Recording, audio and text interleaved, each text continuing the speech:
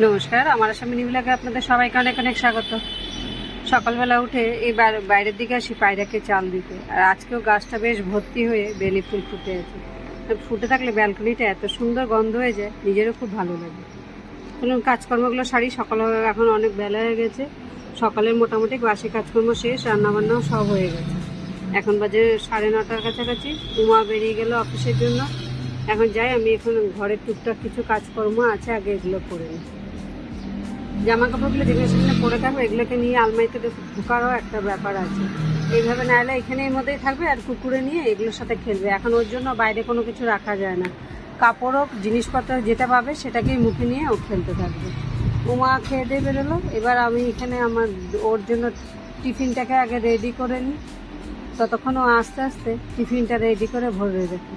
তো আজকে দেবো রুটি, আর রান্নায় তো সমস্ত কিছু হয়ে গেছে, ডাল তরকারি যা আছে সবই ইচ্ছে।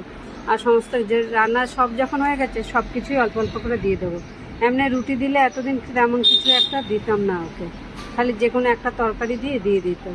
মানে ডাল, শাক, বাকি ভাজা এগুলো ওর খাওয়াই পড়ে না, কারণ দুপুরবেলাটা থাকে না যখন। আর রাত্রেবেলা এসে মানে ভাত খেলেও তখন শাক টাক তো আর দেওয়া যায় না। তাই এখন যখন রান্না সবটাই হয়ে যায় আলাদা আলাদা টিফিন কারি করে, সমস্ত হয়তো কোনোটাতে তরকারি, কোনোটায় ভাজা, কোনোটায় একটু ডাল, এভাবে করে আলাদা আলাদা করে সব দিয়ে দিই। কারণ এগুলোও তো খাওয়া দরকার আছে, কোনো কিছুই খাওয়ার পরে না। সেই জন্য ওইদিকে টিফিন কারির মধ্যে ভাজা তরকারি দিয়ে সমস্ত দিলাম। এই প্লাস্টিকের বাটিতে একটু ডাল দিয়ে দিলাম। আর ডালটাকে জন্য আগেই বানিয়ে ঠান্ডা করে রেখেছি, কারণ গরম গরম প্লাস্টিকের বাটিতে দেবো না বলে।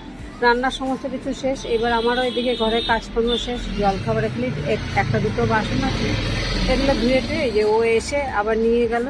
বেরিয়েছিল কিছু কাজে, আবার এসে এখন যে অফিসে গেলো, টিফিনটা নিয়ে এবার বেরোলো। আর ও যতক্ষণ বাইরের দিকে থাকবে, দরজাটা আটকানো অবধি ওর কুকুর এসে এখানে দাঁড়িয়ে থাকবে।